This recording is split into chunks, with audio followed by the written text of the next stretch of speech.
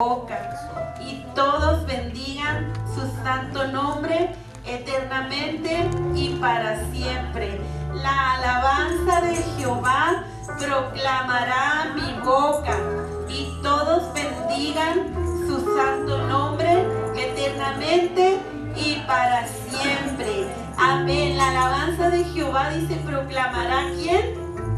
Mi boca. Amén. Yo mismo. Vamos a decir: Señor, voy a cantar esas alabanzas, voy a alabarte, voy a proclamar, Señor, en esta hora tu nombre. Y todos, dice, todos bendigan al Señor. Vamos a adorar a nuestro Dios en esta tarde. Te damos gracias, Señor, por estar aquí una vez más. Gracias por la oportunidad, mi Dios, que nos das de estar en este lugar, en tu casa. Hemos venido, Señor, dispuestos para alabar tu nombre. Tu alabanza proclama nuestra boca, Señor. Tu alabanza, mi Dios, tus maravillas, tu grandeza en esta hora.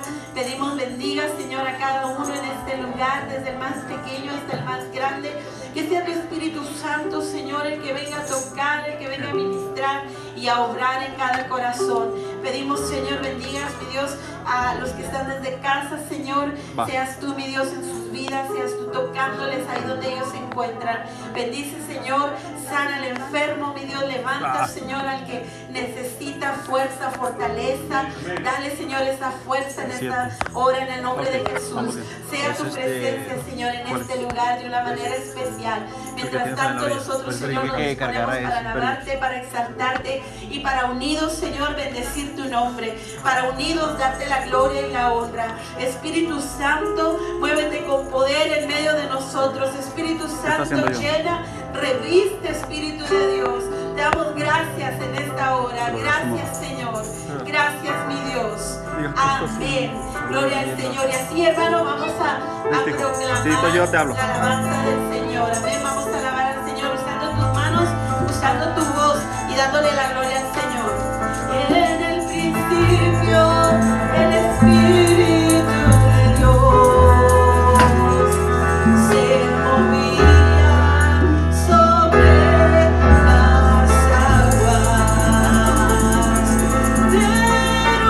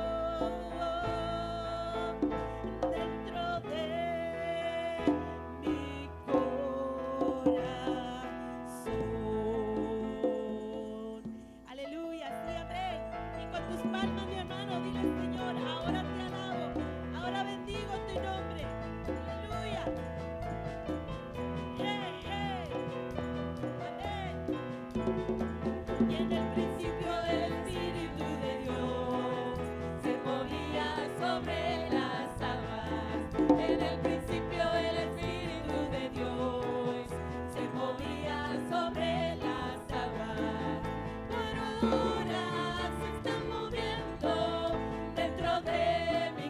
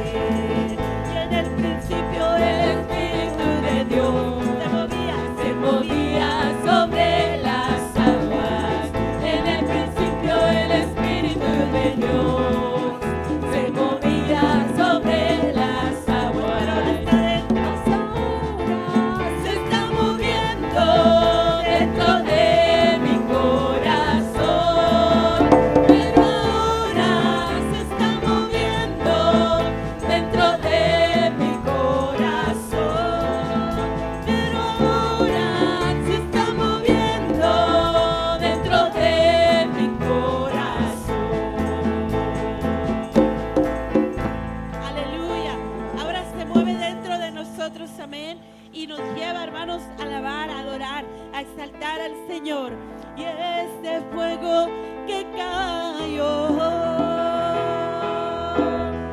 a 121 vez. Me hizo pentecostal, me hizo pentecostal, de la cabeza a los pies. Me hizo pentecostal, amén, amén, de la cabeza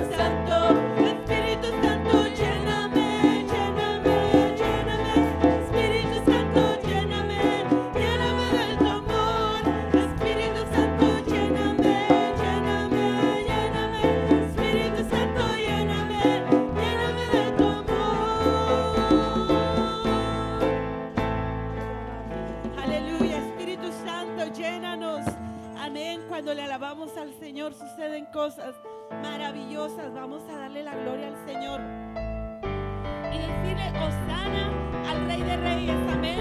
Hosana al Dios Todopoderoso. Aleluya, te exaltamos, Dios.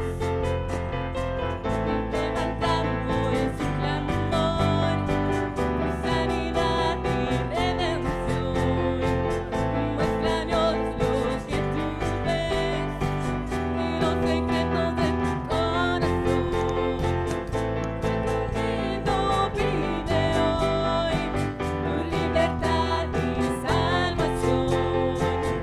Ármanos con tu valor, lo que deseamos es revolución. Que el cielo se parta en dos, inúndanos, en el desierto broten ríos, vida sopla hoy, Hosana al Rey de salvación, Hosana al Dios altísimo,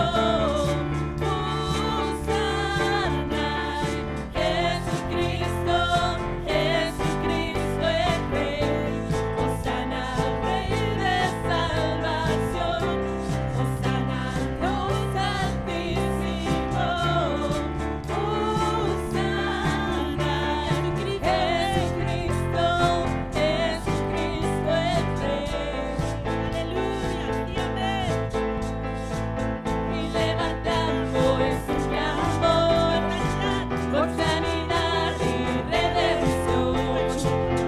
Muéstranos lo que tú ves y los secretos de tu corazón. Pueblo unido. Pueblo unido, pide hoy tu libertad y salvación.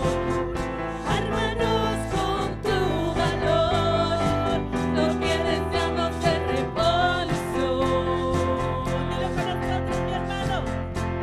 Y que el cielo se parta en dos, inúndanos, en el desierto broten ríos, vida sopla hoy, Hosana al Rey de salvación, Hosana al Dios altísimo, Hosana, Jesucristo, Jesucristo es Rey, Hosana al Rey de salvación, Hosana al Dios altísimo,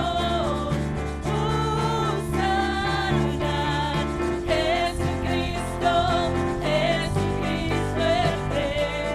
Y amén, y todos decimos.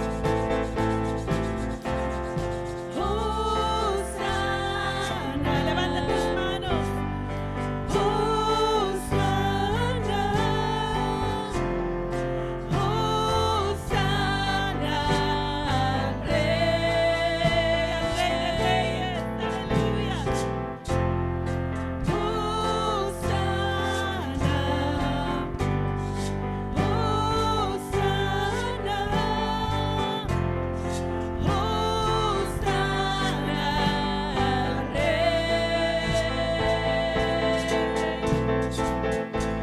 Hosana al Rey de salvación, Hosana al Dios altísimo, Hosana, Jesucristo, Jesucristo es Rey, Hosana al Rey de salvación, Hosana al Dios altísimo, Hosana, Jesucristo, Jesucristo es Rey.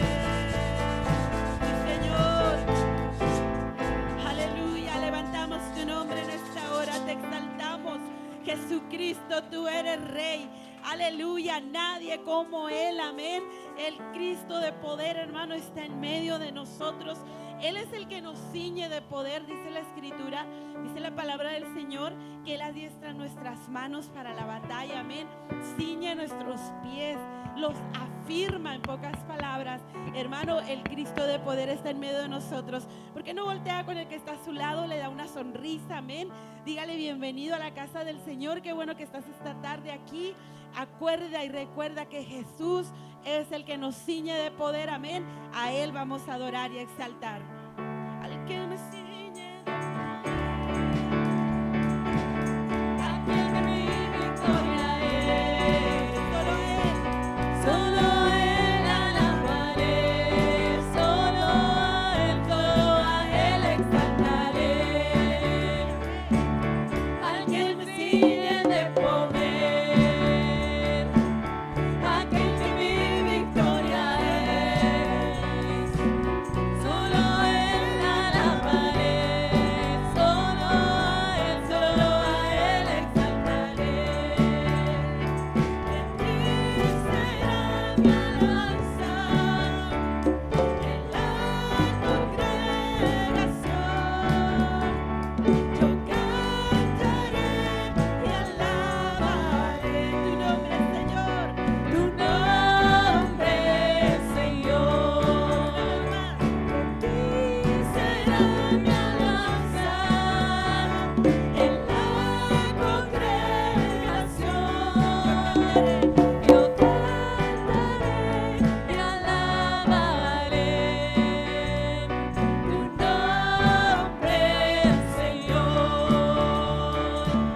Al que me ciñe de poder, aquel que mi victoria es. Solo a Él alabaré, solo a Él exaltaré. Cuando tú lo proclamas, Al que me ciñe de poder, aquel que mi victoria es. Solo a Él alabaré, solo a Él exaltaré. De ti será mi alabanza en la congregación. Yo cantaré y alabaré tu nombre, Señor. De ti será mi alabanza en la congregación. Yo cantaré y alabaré tu nombre, Señor. Tu nombre, Señor. Tu nombre,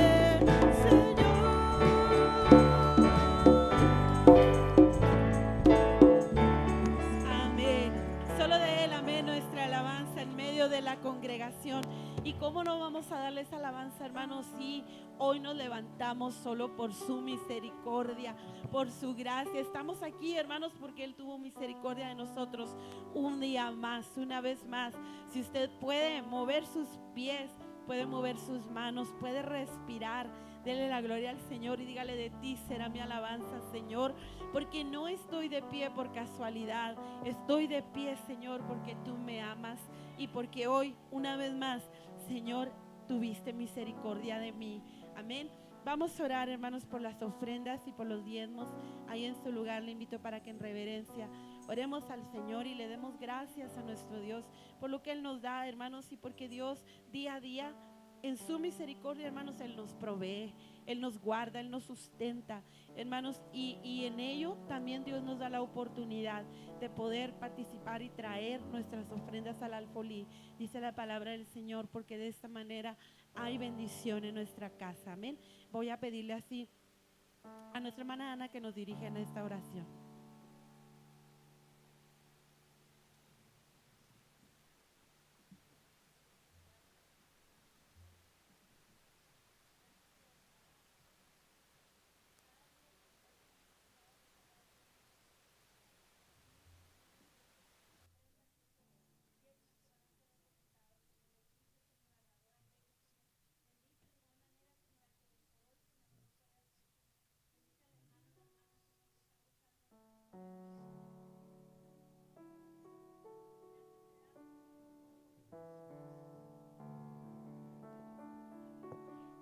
amén. Y así podemos pasar y traer nuestras ofrendas al alfolí.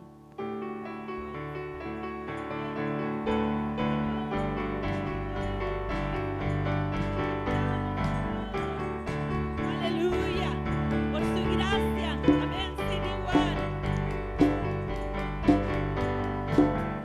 Rompe el poder del pecado, su amor es fuerte y poderoso, el Rey de gloria, el Rey de majestad.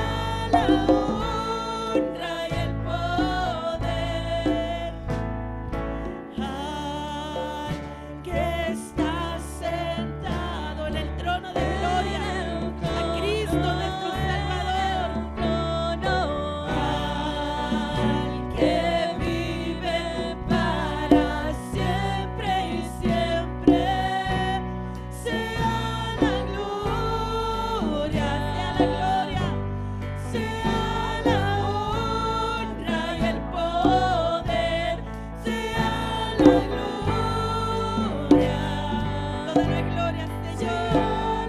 Hoy y siempre, Jesús. Dile, hermano, quiero conocerte. Quiero conocerte.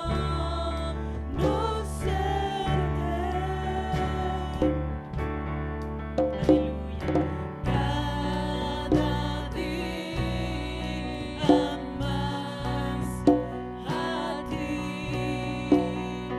entrar en tu presencia y adorar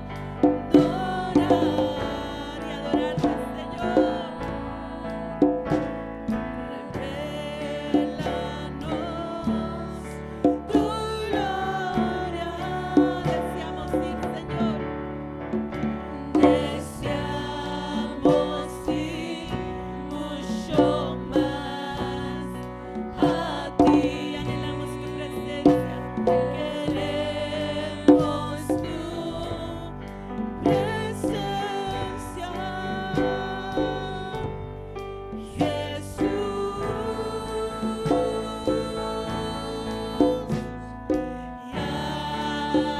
estás sentado en el trono, al que vive para siempre y siempre, sea la gloria, sea la honra y el poder, sea la gloria, De la gloria. sea la honra y el poder al que está sentado en el trono, aleluya, al que vive para siempre y siempre, sea la gloria. Solo a Él le pertenece la gloria. Solo al Rey. Amén. Sea la gloria, sea la honra y el poder, sea la gloria, sea la honra y el poder, sea la gloria, sea la honra y el poder. Solo a Él sea la gloria, solo a Él sea la honra. Aleluya, todo hermano, la majestad de Dios es grande. Su gloria, hermano, llena la tierra. Toda la gloria le pertenece a Él. Ni un rey de la tierra, hermano, merece la gloria que Él merece. Solo Cristo, solo Cristo. Dile en esta hora, quiero llenar, Señor, tu trono de alabanza, porque solo tú mereces gloria, solo tú mereces honra. Y quiero llenar tu trono de alabanza. Yo quiero llenar. Y ahí, hermano, en tu lugar, cantando este canto, dile, Señor, hoy quiero adorarte, hoy quiero exaltarte. Aleluya, ahí en tu lugar, si tú deseas, haz una oración, levanta tus manos y dile, Señor, en reconocimiento de tu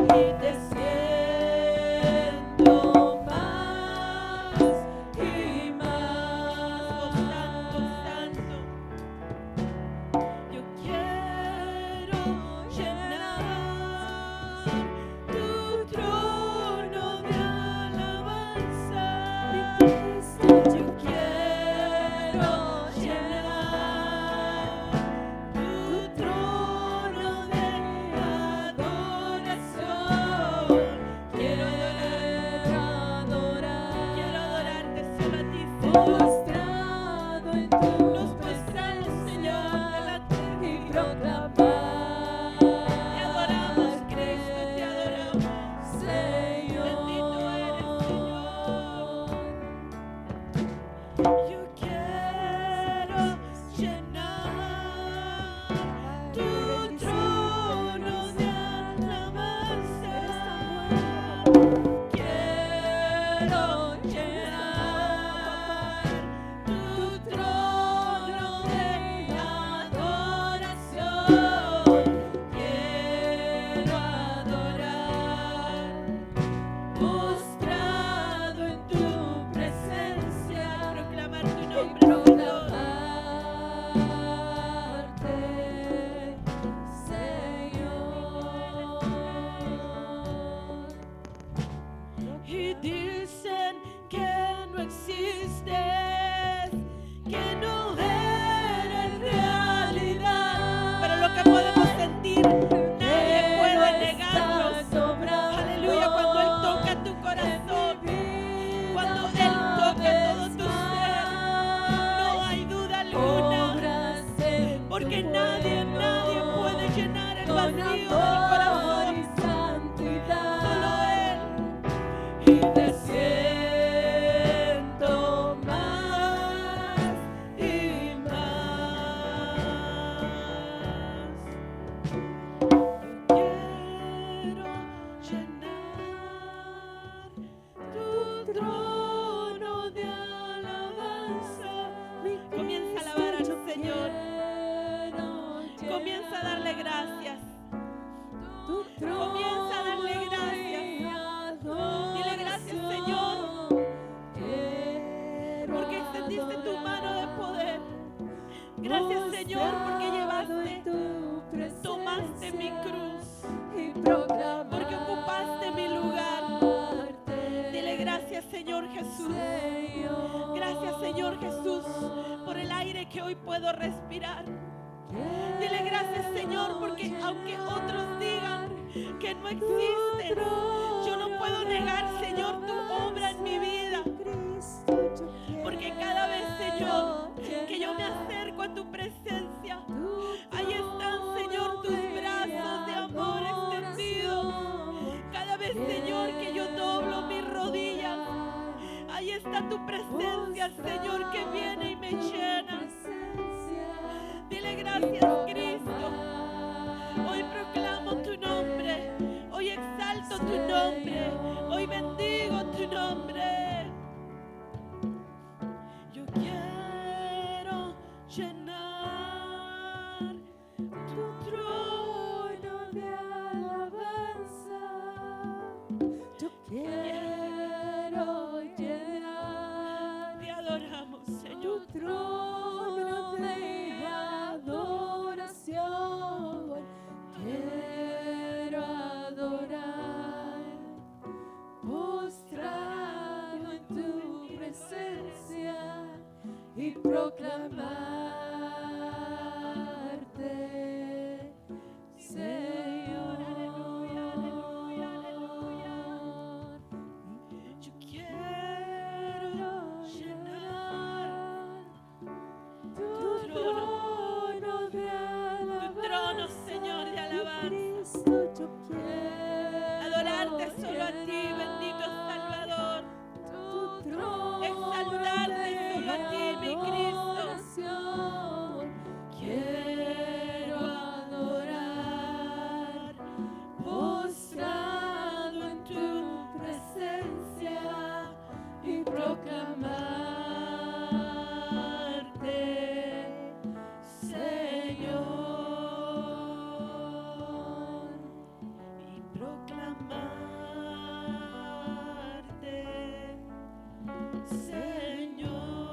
Señor.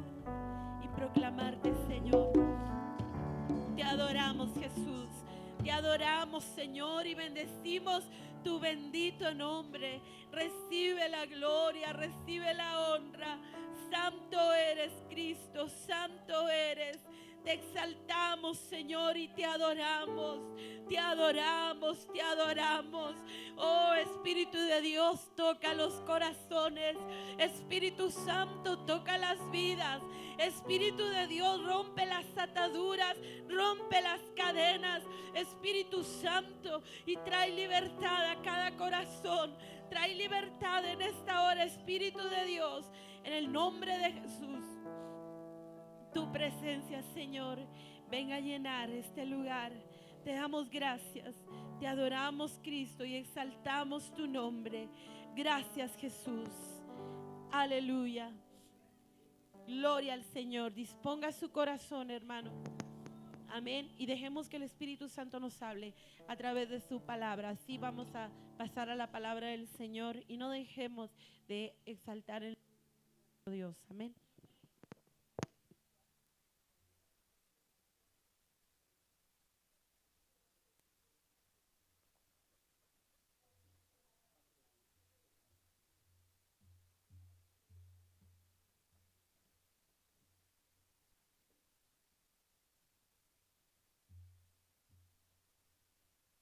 Buenos días, hermanos. Dios les bendiga.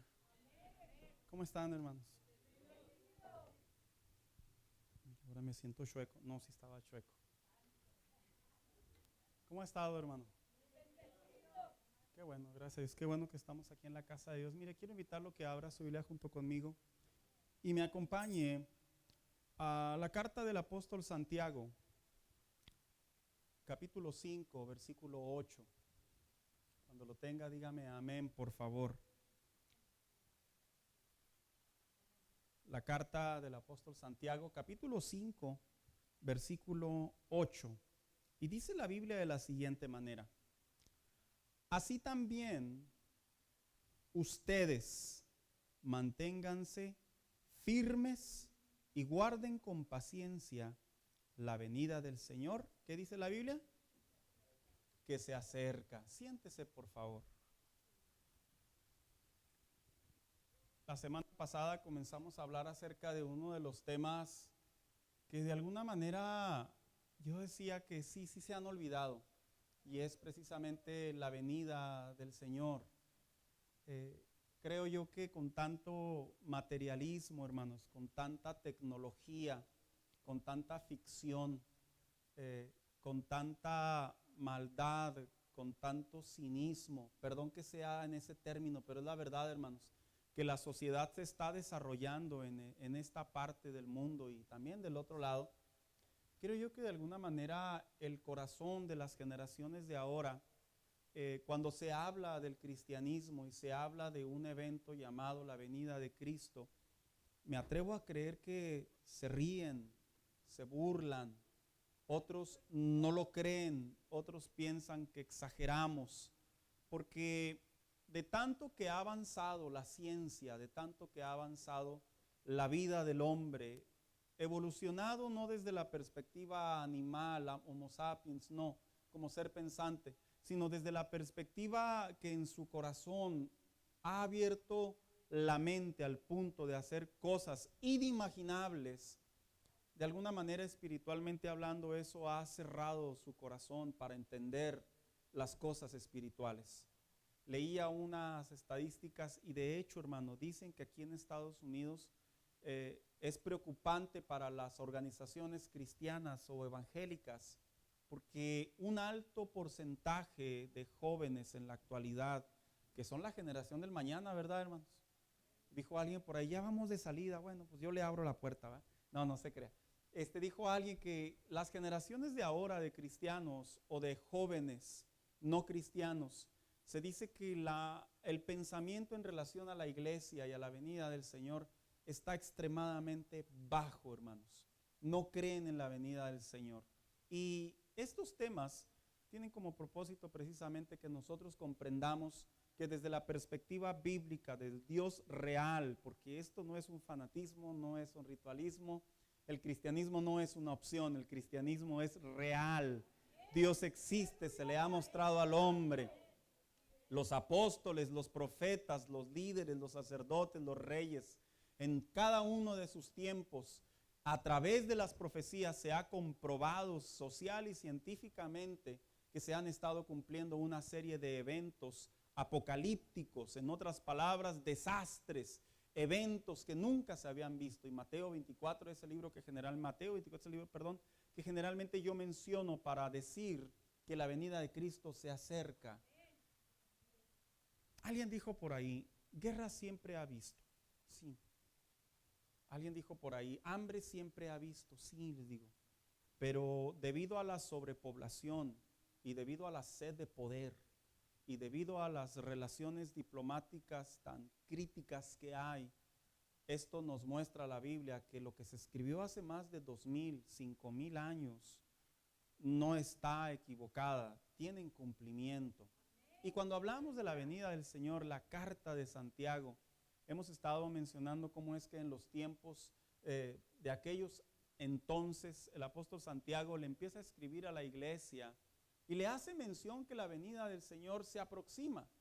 La semana pasada yo decía que ellos tenían la idea que como Jesús había dicho allá, aquellos dos seres, ángeles posiblemente, en Hechos 1:11, así como lo ven ascender un día, regresará.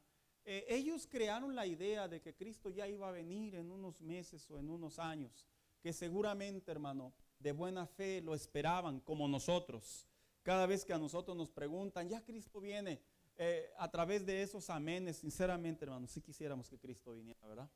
Sí quisiéramos, se acaba todo esto, se acaba toda violencia, toda problemática que se vive en la actualidad. Y el apóstol Santiago, decíamos la semana pasada, que dentro de sus tantos consejos, una carta muy completa que le habla a la iglesia, decíamos que le decía a la iglesia en aquellos años, la venida de Cristo se acerca y por lo tanto ustedes deben de ser pacientes porque Él prometió volver.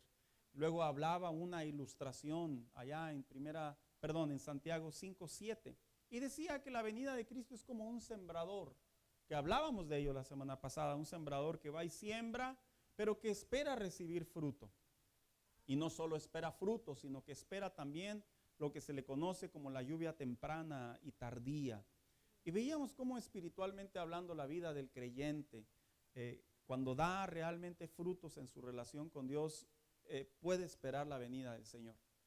Cuando el creyente realmente comprende que la lluvia temprana y tardía es esa expresión que dicen los teólogos, que se vivió en el tiempo de los apóstoles, la venida del Espíritu Santo y el Espíritu Santo dentro de la tierra. Es esa parte que ahora nos corresponde a nosotros comprender, como dijo el libro de Joel, que antes de que Él viniera, dice que derramaría de su Espíritu sobre toda carne. En otras palabras, la iglesia se reavivaría. Pero esta semana, hermano, continuando con esta serie de mensajes que hablábamos de la venida del Señor, yo he puesto por tema a este mensaje firmes en Dios. ¿Por qué?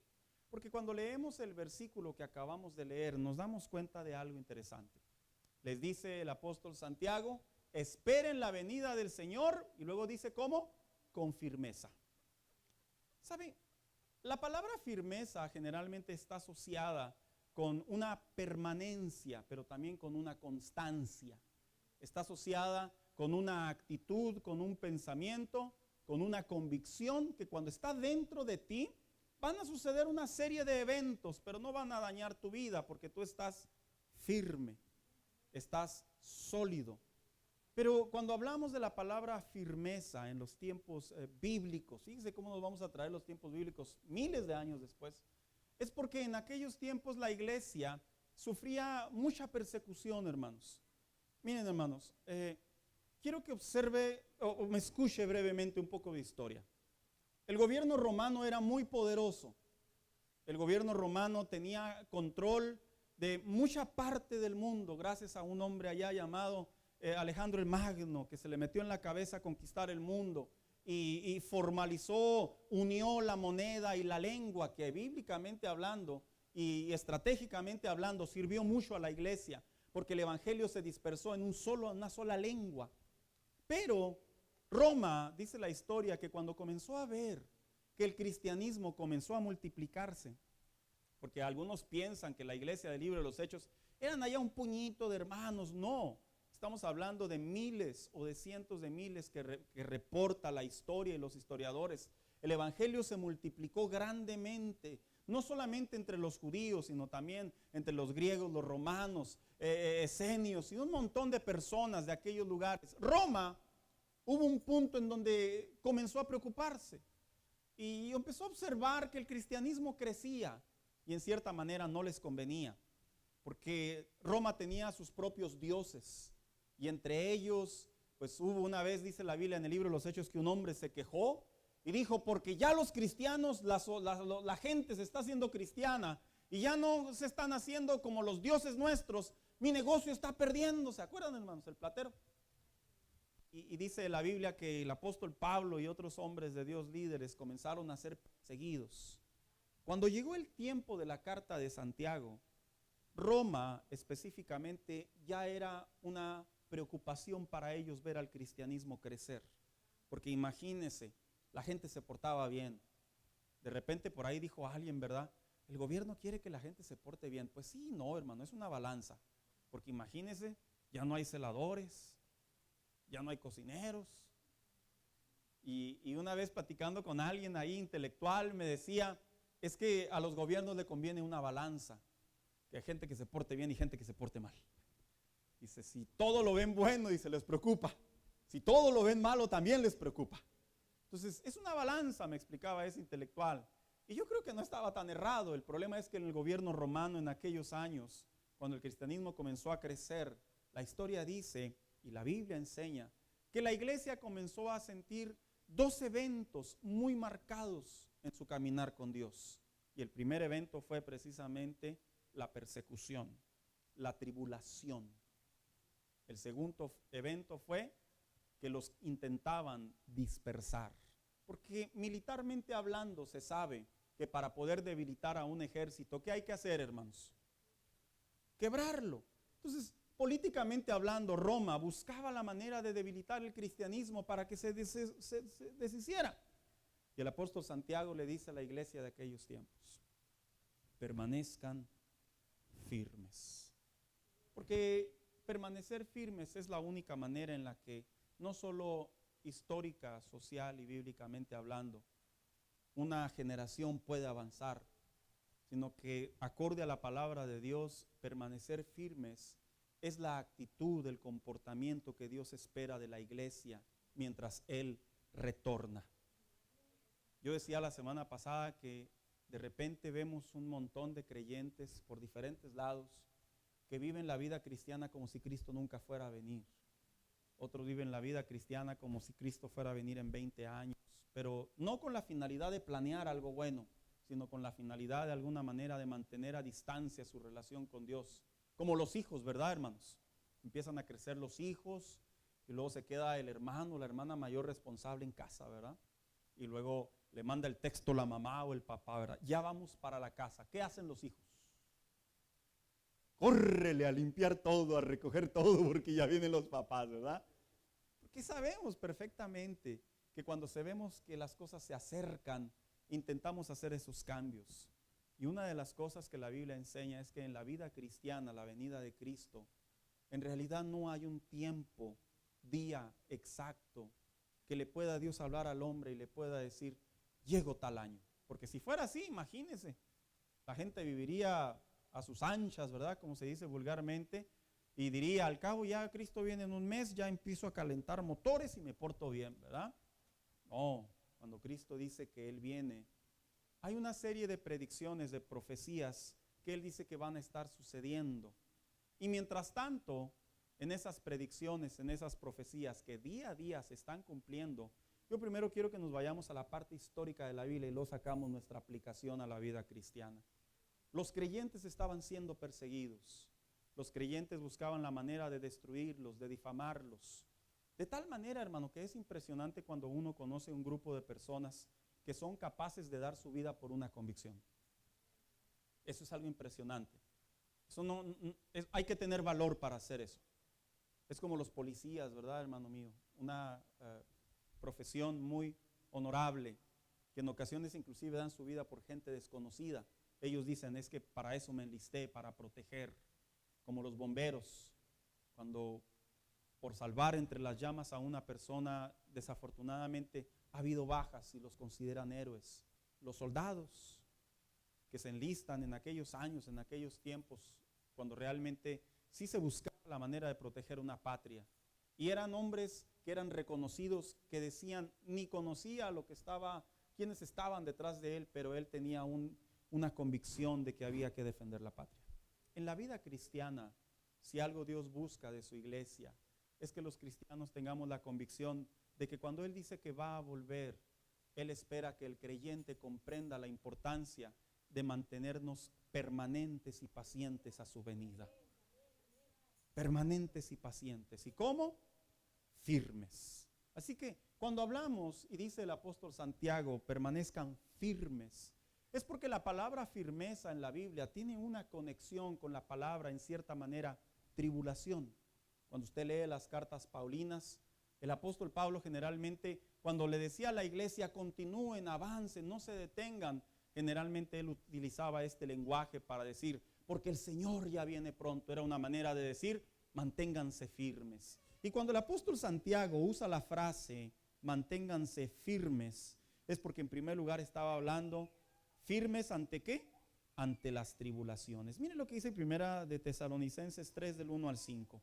Por lo cual, no pudiendo soportarlo más, acordamos quedarnos solo en Atenas y enviamos a Timoteo, nuestro hermano, servidor de Dios y colaborador nuestro en el Evangelio de Cristo, para confirmaros y exhortaros respecto a vuestra fe, a fin de que nadie se inquiete por estas tribulaciones, porque vosotros mismos saben que para esto estamos puestos, porque también estando con vosotros os predecíamos que íbamos a pasar por tribulaciones, como ha acontecido, y saben, por lo cual también yo, no pudiendo soportar más, envié para informar de nuestra fe, no sea que hubiese sido tentado el tentador y que nuestro trabajo resultara en vano. Este fragmento que acabé de leer es un fragmento que el apóstol Pablo le escribió a la iglesia de Tesalónica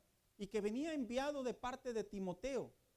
En el libro de los Hechos, capítulo 17, cuando la persecución ya aumentaba, hermano, el apóstol Pablo, hubo un punto en que un grupo llamado judaizantes le impedía, lo difamaban, hablaban mal de él, y ya al grado que lo estaban persiguiendo como apóstol, le querían dar piso, le querían dar muerte. Y dice la Biblia que el apóstol Pablo toma la decisión de retroceder, no como acto de cobardía, sino estratégico. Pero él dice, yo no puedo estar en Tesalónica porque la gente me ve con los cristianos y van a ir tras de ellos. Y dice el apóstol Pablo, voy a mandar a Timoteo, porque como Timoteo es joven, es griego y es de buen testimonio, él puede ir en mi representación y les va a hacer saber a mis hermanos de Tesalónica que se guarden en la fe. Porque la tribulación para ellos en aquellos tiempos, hermano, ¿sabe qué era? Era principalmente persecución. Persecución de vida o de muerte. Les quitaban sus tierras. ¿Eres cristiano? Sí. Les quitaban sus tierras, los despojaban. ¿Eres cristiano? Sí. Arrepiéntete o mueres. ¿Eres cristiano? Sí. Tomaban a sus hijas y las violaban. ¿Eres cristiano? Sí. Así que el nombre del cristianismo en los tiempos bíblicos tenía un alto precio, al punto que el apóstol Pablo le dice a la iglesia, debido a nuestra fe, debido a nuestra convicción, nuestra comunión con Dios, ustedes deben de saber, si leyó junto conmigo, le dijo el apóstol Pablo, que esto es parte de nuestra comunión con Dios. ¿Sabe? Cuando hablamos de las tribulaciones en la Biblia, no solo se habla de persecución. Hay otras ocasiones donde se le define como obstrucción, como presión, que al final del día produce aflicción, produce dolor, que de alguna manera esto, cuando el cristiano es perseguido de diferentes maneras en aquellos años y en estos tiempos también, sí surge la duda, ¿le sigo echando ganas o me detengo? Sí surge la duda, a ver, hace 3 años me hice cristiano y ahora me va como en feria. ¿No has escuchado eso, hermanos? ¿Sabes por qué pasa eso? generalmente pasa porque cuando tienes una buena comunión con Dios, la Biblia enseña que esto produce tribulaciones. Y no produce tribulaciones por mala suerte, no produce tribulaciones porque les caemos gordo a la sociedad necesariamente. Produce tribulaciones porque la Biblia enseña que las tribulaciones tienen un propósito en Dios. Pero cuando hablamos del propósito en Dios, la primera pregunta tal vez sería, bueno, ¿y Dios qué opina de las tribulaciones? Cuando mi vida es atribulada y estoy esperando la venida del Señor, lo primero que debemos de recordar en relación a las tribulaciones es que nadie es inmuno, hermanos. Nadie es inmune al dolor. Las tribulaciones se sienten. Las aflicciones se sienten. Como cuando usted, por el hecho de ser cristiano, usted dice, a veces veo a los demás y veo que les va mejor. No es que les vaya mejor, es que es una pantalla, es una cortina solamente. Así lo define la Biblia. Pero mientras tanto, dijo un hermano por ahí, ¿verdad? Duele. Claro, porque no somos inmunes. Dios permite las tribulaciones en la vida del cristiano porque las tribulaciones nos muestran nuestra humanidad. ¿Sabía usted que somos tan humanos como todos los demás? Y eso es bueno saberlo, para no tener un concepto más alto de lo que somos. Cuando vienen las tribulaciones a nuestra vida, es una manera que Dios nos habla y nos dice, he permitido que esto pase en tu vida para que te des cuenta que no eres más que un humano más dentro de la sociedad. Pero ¿qué también son? ¿Por qué Dios permite las tribulaciones? Porque el propósito de las tribulaciones, escucha bien lo que le voy a decir, no son derribarnos. Pareciera ser que las tribulaciones, las aflicciones, las obstrucciones, el dolor, lo que se produce por el cristianismo, por la fe, por las convicciones, pareciera ser que a veces presionan tanto, que tienen como propósito derribar la vida cristiana, pero no, la Biblia dice, dijo el apóstol Pablo, un hombre que experimentó básicamente de todo, dijo, todo lo puedo en Cristo que me fortalece. O sea, así que cuando el cristiano pasa por tribulaciones, lo único que debemos de hacer, bíblicamente hablando, es posesionar nuestra fe y decir, esto va a pasar, porque todo se puede en Cristo que me fortalece. ¿Cuál es el propósito de las tribulaciones a través de la Biblia? Que también cumplen una parte importante, nos llevan a los propósitos de Dios. Por eso cuando escribió el apóstol Pablo la carta a los romanos y dijo, porque todas las cosas que te suceden en la vida, por el hecho de amar a Dios, ¿qué dijo? Al final del día te ayudan para tu bien. Las tribulaciones, cuando hablamos de la vida cristiana, no son castigos necesariamente. Alguien dijo por ahí, ¿verdad? Siento que Dios me está castigando. No, las tribulaciones no son castigos de Dios. Las tribulaciones, bíblicamente hablando, cumplen lo que la Biblia enseña, y es que por la causa de la fe, por la causa de la palabra de Dios, por la causa de la vida en Cristo, y vivir en una sociedad con una definición y un concepto de vida diferente, eso es lo que hace que choquemos. Pero cuando hablamos de las tribulaciones, hermano, no solo son esas partes dolorosas, esas partes que pueden debilitar y esas partes que a veces no entendemos. Cuando hablamos de las tribulaciones ante la venida del Señor, también estamos hablando de que las tribulaciones, la Biblia sí enseña que también obviamente tienen un aspecto positivo. Y el primer lugar es que las tribulaciones nos transforman a la imagen de Cristo. ¿Sabes? Cuando el apóstol Pedro se encontraba exiliado porque él fue víctima, a él lo exiliaron, le quitaron sus bienes y se encontraba prácticamente lejos de su ciudad natal, escribe una carta y le escribe a los hermanos que se habían quedado sin nada. Esto es para que ustedes sea un motivo de gran alegría, que a pesar de que ahora han tenido que sufrir diversas tribulaciones por un tiempo, el oro, aunque perecedero, se acrisola al fuego. Así también la fe de ustedes, que vale mucho más que el oro, al ser acrisolada por las pruebas, demostrará que es digna de aprobación, gloria y honor cuando Jesucristo vuelva. ¿Qué es lo que quiere decir el apóstol Pedro? Dice, iglesia, le decía a los hermanos de allá aquellos tiempos, sé que no la están viviendo bien, sé que quieren muchas respuestas, sé que quieren progresar, sé que les han quitado muchas cosas que les son suyas, Pero todo esto, lo único que va a revelar es que ustedes cada día más se parecen al Señor. ¿Sabes, hermano? Cuando un cristiano es atribulado, tiene como objetivo que aflore la relación con Dios. ¿Cuántos cristianos en la actualidad, no, hermanos? De alguna u otra manera, las tribulaciones los ha alejado de una vida espiritual, de una sana vida espiritual. Los va distanciando. ¿Por qué? Porque si algo en la vida cristiana desafortunadamente se tiene que vivir como cualquier otra vida, es el aspecto que también duele. A veces la gente dice, ay, es que yo veo a los cristianos siempre contentos. ¿No los has escuchado? Siempre alegres, cantan cantos, le cantan a Dios. Pero lógicamente a veces no saben lo que uno vive por dentro, ¿verdad, hermanos? Y ahí es la parte en donde la Biblia dice el apóstol Pedro y el apóstol Pablo. Pero no debes de olvidar que cuando vienen tribulaciones a tu vida, es porque esa firmeza que tú vas a demostrar va a dar a entender y a denotar que tú tienes una comunión con Dios. ¿Qué es lo que nos enseña la Biblia sobre las tribulaciones? Que las tribulaciones desarrollan paciencia. Dijo el apóstol Santiago, hermanos míos, tengan por sumo gozo cuando se hallen en diversas pruebas o tribulaciones, sabiendo que la prueba de vuestra fe produce paciencia. Entonces, cuando estoy siendo atribulado, cuando debo de permanecer firme, lo que Dios quiere para mi vida es que sea paciente. Amén. Oiga, qué bonito se escuchó, ¿verdad? Te voy al Family Dollar por unas bolsitas de paciencia, ¿verdad? La paciencia cumple como objetivo que las tribulaciones es lo que hace denotar cómo esperamos en el Señor. Hermanos,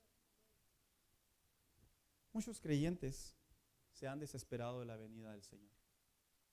Empiezan su vida cristiana, ya sea de salvación o de restauración, muy apasionados en su primer amor. Pero conforme van pasando los años y se van dando cuenta el precio que tiene la vida cristiana, se impacientan y comienzan a debilitarse, comienzan a cansarse, comienzan a menguar, comienzan a acostumbrarse, a tibiarse, como a veces le sucede a muchos matrimonios, ¿verdad, hermanos? ¿Qué decimos cuando recién se casan los novios? Andan en la miel, en el año de la miel, ¿verdad? Una vez me dijo un joven, ¿lo puedes creer, Saúl? Tengo 6 meses que no he discutido con mi esposa desde que me casé. Lo vi y dije, ya todos me entendieron, ¿verdad? Hasta los solteros me entendieron. Lo miré y dije, sigas, hijo mío. No, no se crea, no le dije eso. Le dije, lo miré y le dije, al rato. ¿Al rato qué? Al rato discuten. Y la venida del Señor a veces es de la misma manera. El cristianismo empieza con esa fuerza, con esa comunión con Dios, pero a la falta de no ver a Cristo, a la falta de las tentaciones, de las pruebas, de las tribulaciones, al cristianismo básicamente pierde su paciencia y comienza a cansarse. ¿Cuál es el propósito? ¿Qué enseña la Biblia sobre las tribulaciones? Que al final del día, dentro de las tribulaciones, nosotros podemos encontrar paz. ¿Sabe? Hay una parte en la Biblia que a mí personalmente hablando la ocupo mucho en mi diario vivir, cuando Jesús dijo ya en el Evangelio de Juan 16:33, y dice la Biblia así: yo les he dicho estas cosas para que en mí hallen paz. En este mundo afrontarán tribulaciones, pero anímense, yo he vencido al mundo. ¿Sabe? Es interesante cómo la vida cristiana sí se puede vivir en paz en medio de las tribulaciones. Sí se puede, hermano. En serio, sí se puede. No, pastor, ¿hará que estar loco? Sí, el apóstol Pablo dijo que la cruz es locura. Sí es cierto. ¿Cómo se puede desarrollar una paz en medio de las tribulaciones? Cristo es nuestro máximo modelo. Se humanó. Tenía las mismas tentaciones, tenía la misma carnalidad de nosotros y aún así permaneció firme a su propósito, a su misión.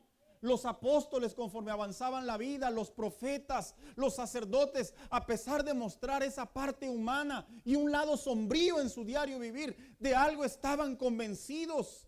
Y es que en medio de todo, la paz era clave para esperar la venida del Señor. No pierda su paz. No la pierda. Mire, hermano, se pierde la paz. Y se pierde mucho. Oiga, como cuando alguien dijo por ahí, ¿verdad? Te puedes meter con todos menos con la cocinera. Métete con todos, pero no te metas con la cocinera porque te vetan. ¿Tienes hambre? Ahí está el refri. Buscas ropa limpia. Ahí está la lavadora. Ya ve, no se meta. Nos conviene llevárnoslas en paz. ¿Ya ve? Ya si usted es influyente, dice, no, pastor, yo puedo lavar. Bueno, pues yo lo invito, usted lave, ¿verdad? Y de pasar le mandamos la de nosotros. Pero en realidad no conviene. Y la venida de Cristo es algo que se vive con paciencia. Es algo que se disfruta. Mira, hermano mío, qué bonito es disfrutar pacientemente en el Señor. El salmista dijo, pacientemente esperé Jehová. Generalmente encontrar la paz para la venida del Señor, hermano, generalmente es algo que se le pierde mucho a los cristianos. Pero también, ¿qué enseña la Biblia sobre las tribulaciones? Que son parte de nuestra vida eterna en Dios. Escribió el apóstol, son necesarias que para entrar al reino, fortaleciendo a los discípulos y animándolos a preservar en la fe, es necesario pasar por muchas dificultades para entrar al reino de Dios. A veces digo a las personas, si el cristianismo fuera fácil, todas las iglesias estarían llenas, todas. Es como las universidades, aquellos que fueron. ¿Cuántos entran? Por aula, por clase. Entran 60 probablemente o más. Y conforme van pasando los semestres, ¿qué sucede, hermano? Se queda un pequeño puñado. Porque la realidad es que en la vida cristiana es muy similar. En la vida cristiana es cierto, muchas personas pueden decir amar a Dios, decir caminar con Dios, pero cuando vienen las tribulaciones, desafortunadamente a muchos les sucede que bajan la guardia. Y Cristo y los apóstoles enseñaban constantemente, este camino es para valientes, este camino es para soportar, este camino es para mantenerte firme, este camino es para que te des cuenta, como dijo el apóstol, no se comparan estas tribulaciones con la gloria venidera, que cuando estemos con Él, todo esto va a pasar. Mira, los pastores predicamos, enseñamos y decimos, Cristo viene, y es cierto, su corazón se alegra, el de la iglesia, pero la realidad es que cada día las cosas están trayendo más tribulaciones, y la única manera de ver a nuestro Señor es manteniéndonos firmes en su palabra. Es la única manera. Mira, en el cielo no va a caber el pensamiento, Señor, pero yo te serví, yo le echaba ganitas, yo podía, mi papá era pastor, mi mamá era pastora, no importa. En el cielo únicamente van a entrar los que mantenieron firmes delante del Señor, y eso se practica aquí en la tierra. ¿Qué sucede, hermano mío? Es que cuando hablamos de las tribulaciones nos hacemos muy almáticos, muy sentimentales, muy telenoveleros. Queremos que el Señor venga y nos apapache. Ay, mijito, ¿qué le pasó a mi hijito? Perdóneme. Ni a su pueblo, que era su propio pueblo elegido, lo trató así. Yo le voy a decir cómo Dios le habla a la iglesia a través de su palabra. Le habla con sí y le habla con no. Le habla con santidad y le habla con pecado. Y la venida del Señor, o estamos firmes o estamos fluctuando. No hay un punto medio. Por eso es que el apóstol Santiago le decía a la iglesia, manténganse firmes. ¿Cuántos cristianos, hermanos, no se habrán querido retroceder en los tiempos bíblicos para poder volver a recuperar sus bienes, para volver a intentar volver a obtener lo que les habían robado, para poder rescatar lo que les había sido quitado? Y decía el apóstol Santiago, manténganse firmes. En aquellos tiempos ser cristiano era muy peligroso. En estos tiempos ser cristiano, sinceramente, hermano, es menos. ¿Sabe por qué? Porque en aquellos tiempos les costaba la vida. ¿Y sabe con qué generalmente lucha el cristiano de ahora? Con su ego. El ego se ha convertido en una tribulación para muchos cristianos. ¿Por qué? ¿Por qué debo de orar? ¿Por qué debo de ir a la iglesia? Como los adolescentes, ¿verdad? ¿Por qué me tengo que bañar? Y se ha convertido en un ego. Y el apóstol Santiago le decía a la iglesia, manténganse firmes. Pero, ¿qué significa también manténganse firmes? Lo que el apóstol Pablo escribió en Filipenses 1:27. Pase lo que pase, compórtense de una manera digna del evangelio de Cristo. De este modo, ya sea que vaya a verlos o que estando ausente solo tenga noticias de ustedes, sabré que siguen firmes en un mismo propósito, luchando unánimes por la fe del evangelio. La iglesia de Filipos, en uno de los viajes misioneros, el apóstol Pablo, sucedió lo mismo por la causa del evangelio, porque él se presentaba en los lugares de reunión. Ciertos grupos radicales buscaban que se desintegrara la iglesia, y en parte por eso el apóstol Pablo o mandaba representantes o se ausentaba, se alejaba. Era estratégico, y la iglesia de Filipos no fue la excepción. Ya no podía pisar esa tierra, pero sí podía enviarles cartas. Y cuando él se enteró, porque estas palabras fueron la respuesta de una necesidad, que los cristianos estaban padeciendo una tribulación y estaban comenzando a fluctuar, les dice el apóstol Pablo, manténganse firmes, porque la manera en la que se pueden mantener firmes es unidos. Y saben, algo que me llama la atención cuando vemos en la Biblia la palabra unidos, es que fue una de las palabras claves que Jesús estuvo haciendo al despedirse de sus discípulos. Allá en el Evangelio de Juan capítulo 17, dice la Escritura que cuando él ya estaba viviendo prácticamente sus últimas horas, hermanos, toma a sus 11 hombres, 12 todavía, perdón, y les dice, déjenme orar por ustedes. Y empieza a orar y les dice, Padre, manténlos unidos. ¿Por qué? ¿Por qué la venida del Señor se tiene que estar los cristianos unidos? ¿Se ha hecho esa pregunta, hermano? ¿Por qué cuando hablamos de la venida del Señor es tan importante que las familias estén unidas, que las iglesias estén unidas? ¿Se ha fijado que vivimos tiempos en donde en el cristianismo se están prácticamente deformando las iglesias? ¿Sí lo han notado, hermano? Hoy hay muchas modalidades para buscar a Dios. Y digo así entre conejitos, ¿verdad? Entre comillas. Hoy en día la gente dice, no, yo puedo buscar a Dios desde mi casa. Otros dicen, yo puedo buscar a Dios yendo cuando sea necesario a la iglesia. Yo puedo buscar a Dios a través del internet. Y es un juego de palabras, porque en la Biblia que existen muchas estrategias de milicia, si algo generalmente para poder desintegrar, derribar a un ejército, si algo se buscaba, era la desunidad. Y cuando la Biblia enseña al apóstol Santiago y le dice a la iglesia, manténganse firmes, es porque le estaba hablando a un grupo de creyentes, a unos cristianos, que les era importante que se mantuvieran en un mismo sentir, en un mismo canal. Para explicarlo mejor, esta respuesta se encuentra en el libro de Eclesiastés capítulo 4, versículo 9 en adelante. Mire lo que dijo el proverbista Salomón. Más valen dos que uno, porque obtienen más frutos de su esfuerzo. Si caen, el uno levanta al otro. Ay del que cae y no tiene quien lo levante.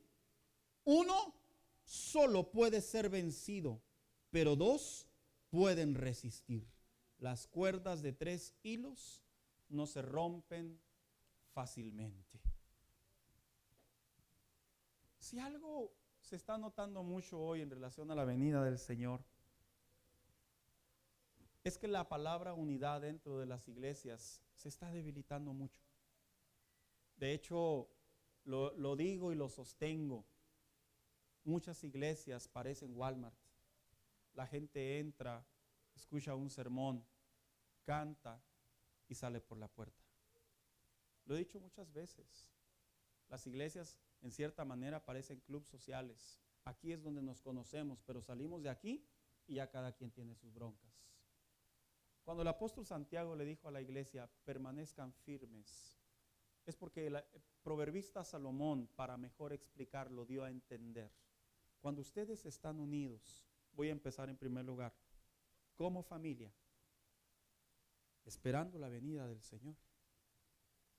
Si tú ves que tu papá, tu hijo, tu hermana, tu hermano, se comienza a debilitar, comienza a menguar, los demás lo van a tomar y lo van a levantar.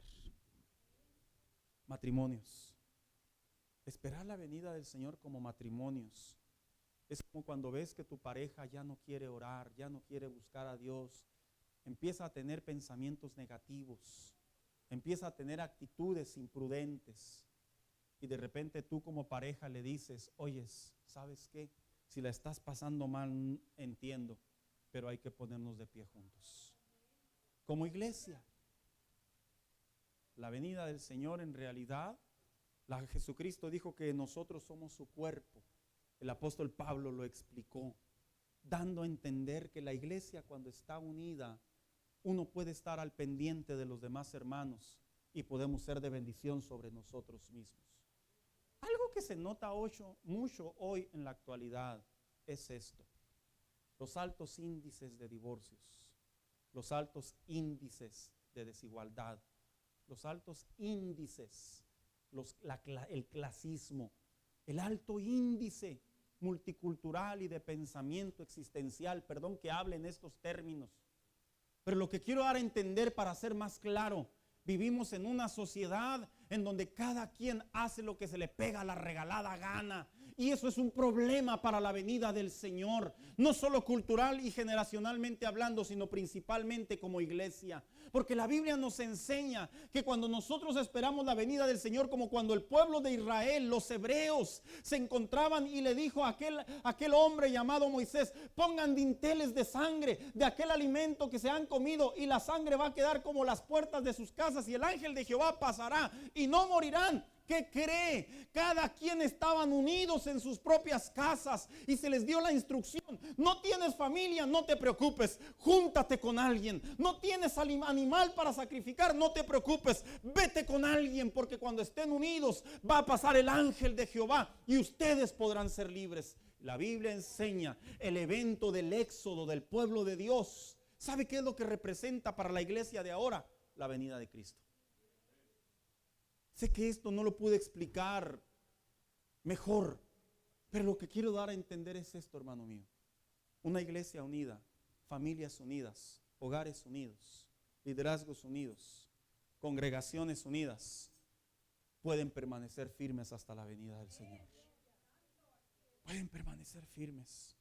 Yo sé que hay excepciones, porque si de algo hoy se duele mucho en el ministerio pastoral, y lo voy a decir con mucho aprecio y con mucho respeto, es cuando vemos que nuestros hermanos en la fe, sea hombre o sea mujer, nos duele mucho cuando entran solos. Es en serio, hermanos. Como pastores comprendemos que entrar solos a la iglesia no es sencillo. ¿Y sabe por qué? Porque humanamente hablando, usted voltea a ver a las demás familias y usted quisiera que su familia estuviera aquí. Y esas son las excepciones de las que yo hablo. Es cierto, tu familia no puede estar aquí, tal vez tus hijos, tu esposo, tu esposa. Únete a la congregación. Únete a tus hermanos en la fe. Somos tus hermanos en la fe. No puedes esperar la venida del Señor solo o aislado. Es necesario, es menester que el cuerpo de Cristo esté unido. Hoy en día las iglesias padecemos, en el ministerio pastoral nos duele mucho cuando entran los jóvenes solos a las iglesias, que no entra papá y mamá, que no entran sus hermanos, nos duele. Decimos valientes, sí, pero sabemos la gran responsabilidad y el gran problema que tuvieron para poder entrar a las iglesias solos.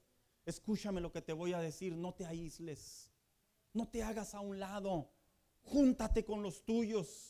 Aquí encontrarás hermanos en la fe, aquí encontrarás padres espirituales, aquí encontrarás líderes espirituales que van a ser de bendición para tu vida. Y la venida del Señor no va a ser gravosa para ti. No vas a estar pasando por la casa con quién hablo, a quién le cuento, a quién le digo no. Vas a encontrar a alguien, vas a encontrar hombres ancianos, temerosos de Dios, temerosas de Dios, que te van a poder dar un consejo, que van a orar por ti, que te van a animar para que tú no retrocedas, para que tú no caigas, para que no te desvíes, para que no pienses que el evangelio ya es cansado para ti, sino todo lo contrario. Vas a poder decir: he encontrado una mejor familia, y es la familia de Cristo. Al final del día, mira, no nos vamos a ir como familia al cielo, no porque yo sea pastor mis hijos se van a salvar, estoy convencido de ello.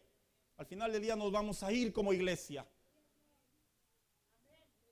Muchachos, ustedes piensan que porque su papá es cristiano, su mamá es cristiana, ya la hicieron. Perdónenme o no me perdonen, pero no es así. Tú tienes que rendirte a Cristo. Hoy en día vivimos en cierta manera una juventud dentro de las iglesias. Bueno, pues mi mamá va a la iglesia, mis papás van a la iglesia, sí, pero la venida del Señor, que está cerca, y muchos dicen que van a poner un templo y que va a salir el anticristo. Leí un artículo hace unos días que le preguntaban a un alto número de cristianos si creen que ya nació el anticristo, y ellos decían que sí. Yo me decía, a ver, ¿de cuál lado me recargo? ¿Ya nació o no nació? Digo una cosa, no es algo a lo que yo me quiera preocupar. Yo me quiero preocupar por mi día a día, mi permanencia, mi firmeza delante de Dios. Que si ya estamos en las 70 semanas, y si ya nos pasamos, y que si esto es espiritual, que si esto no existe, un montón de cosas que un montón de personas quieren inventar y sacar, que es que revelaciones, así las denominan ellos. La realidad es que la venida de Cristo para mí como para usted debe de ser todos los días, esperar la venida del Señor, sin importar lo que estemos padeciendo, lo que estemos viviendo y cómo estén las cosas en la actualidad. Haz planes. Ten planes, cómprate una casa, si quieres métela a pagos. Un día me dijo un hermano: voy a comprar una casa, hermano. Le digo: ¿para qué, hermano, si ya Cristo viene? Y luego me dice: pues por eso, para dejárselas a los que no tengan casa. Dije, bueno, pues se oye bien la causa. Dice así, dice, ya, todavía en el cielo hice un bien. ¿Sabes, hermano? La firmeza en la comunión con Dios es clave. No es correcto que en la vida cristiana nosotros estemos pensando si Cristo va a venir mañana o ahora. No es correcto. Él puede venir en cualquier instante. Y mi comunión con Dios debe de ser firme en cualquier momento. Vente, hija. Les voy a compartir algo que en mi crecimiento en Dios yo vivía. Todavía lo vivo, pero en aquellos años era cierto grado de ignorancia. Se nos predicaba tanto de la venida del Señor que cuando yo me iba a la escuela, es en serio, hermano, no es broma. Iba a la escuela y como toda escuela, había oportunidad de pecar. Y el impulso carnal, el deseo, quería pecar. ¿Sabe qué me venía a la mente? ¿Y si Cristo viene y me tuerce en el acto? No es broma, es en serio. A decir, ese es pastor paranoico. Es en serio. Estaba a solas en casa. Estaba en el parque, solo, con la oportunidad de pecar, porque generalmente cuando un cristiano va a pecar se aleja de todos los santos, ¿verdad? Se aleja de la iglesia para pecar a gusto, dijo alguien por ahí.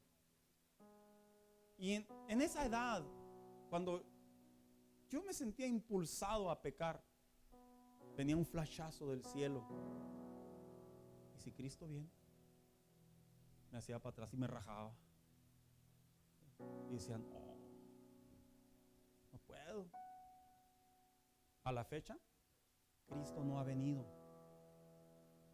no está aquí todavía. Pero le confieso algo. Hoy tengo más temor que hace 20, 25 años que cuando era cristiano. En serio. Hoy tengo más temor. Y no porque yo crea que la salvación se pierde y vuelve y pierde y vuelve y me borran el nombre y que me dan una tarjeta, frequent shopper, como a veces jugamos, ¿verdad? No. Es que yo estoy convencido bíblicamente de algo. Que si no estoy firme en Dios como cualquier otro cristiano, yo estoy convencido que es la oportunidad que el diablo busca para moverle a uno todo el tapete, todos los pensamientos. Como cuando te quedas sentado en el sillón, en la cama, eso de las 3, 5 de la tarde. Y luego nos despertamos ya que está oscureciendo un poco. ¿Y qué pensamos, hermanos? Que ya es otro día, ¿verdad? Decimos, ¿cómo el trabajo? ¿Cómo me acuerdo aquella vez que me quedé dormido?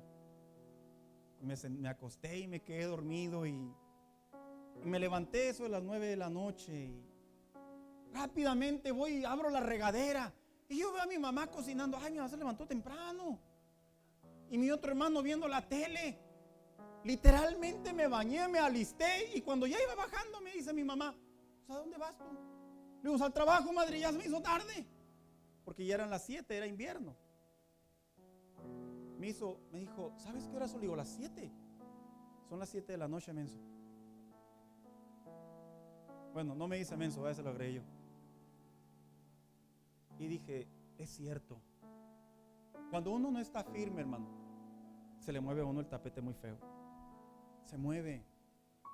Por eso en la vida cristiana debemos de comprender que es mejor estar firmes.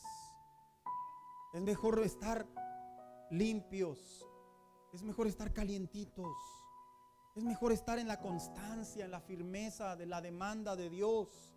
Está en juego nuestra salvación, la eternidad. A mí me llama la atención esa gente que dice que no cree ni en cielo ni en infierno.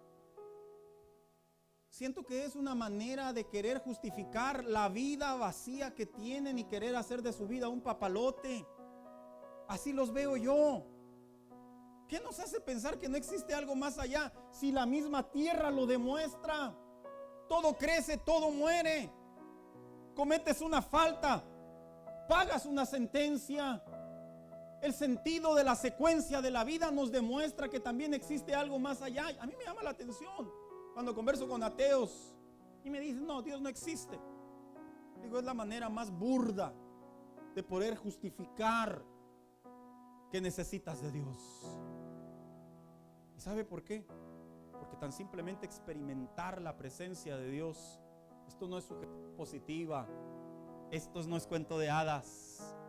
Es que cuando Él viene e invade la vida del cristiano, cuando el Espíritu Santo habla a nuestro corazón, no estamos hablando locuras ni demencias. Él es real y viene por una iglesia limpia, santa. Él viene, Él va a volver. Si lo prometió se va a cumplir. Y si no viene y un día morimos, estaremos con Él de la misma manera. Pero tenemos un reencuentro con Él si nos mantenemos firmes delante de Él. Conviene. No juegues con el pecado, no juegues con las tentaciones, no juegues con la comunión con Dios. Es peligrosísimo. Mira, si jugar en un trabajo lo más que pasan es que te corran, jugar con Dios te juegas la vida eterna. Puedes jugar con tu matrimonio y lo más que te va a pasar es que vas a pagar el plato. Ya sabes cuál es posible divorcio, lo sabes, pero jugar con la eternidad, con la vida que Dios nos ha dado, eso tiene mucho más peso y no hay manera de retractarse de ello. Puedes jugar con tu juventud y hacer de tu vida un papalote y sentir que te comes el mundo a puños y que el mundo es tuyo y te pertenece. Pero una cosa sí te dijo, no se equivocó el proverbista Salomón cuando dijo, pero sobre toda cosa teme a Jehová, te conviene, porque Él es el que lo hace todo. Póngase de pie, hermano mío.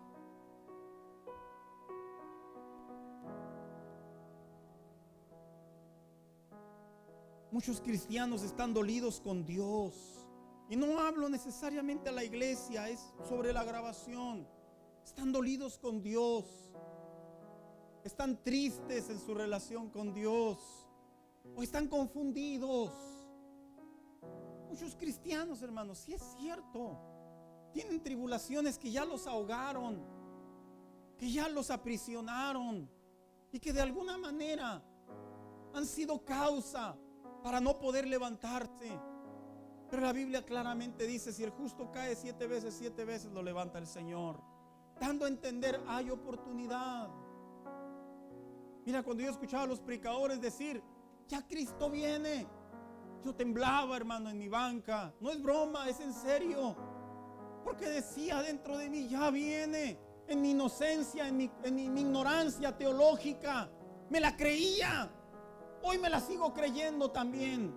Pero me refiero en el contexto que a veces el no saber tanto es bueno, porque creamos más convicciones.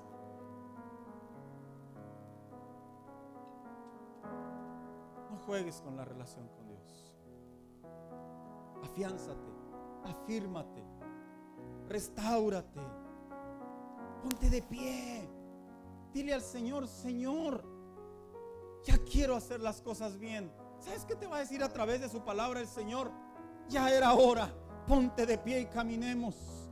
Ya era hora, sigue mi voluntad. Ya era hora, es el momento. Y mira, hermano mío, cuando uno está firme, ¿qué crees?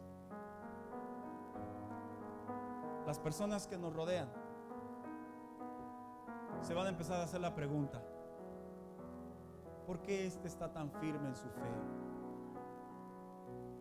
Y van a poder quebrar el pensamiento y van a darse cuenta que la vida cristiana no es la expresión religiosa de la tradición, no.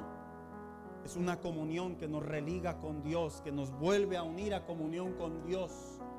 No somos perfectos, pero sí vamos a la medida del varón perfecto. No somos los mejores tal vez, porque siempre va a haber otro que busque más a Dios, pero sí buscamos a Dios a través de su palabra y conforme a nuestro crecimiento cristiano. Mira, hermano, yo quiero hacer una invitación. Listo, hijo. Quiero hacer una invitación muy sincera, en serio, hermano, se lo digo de corazón.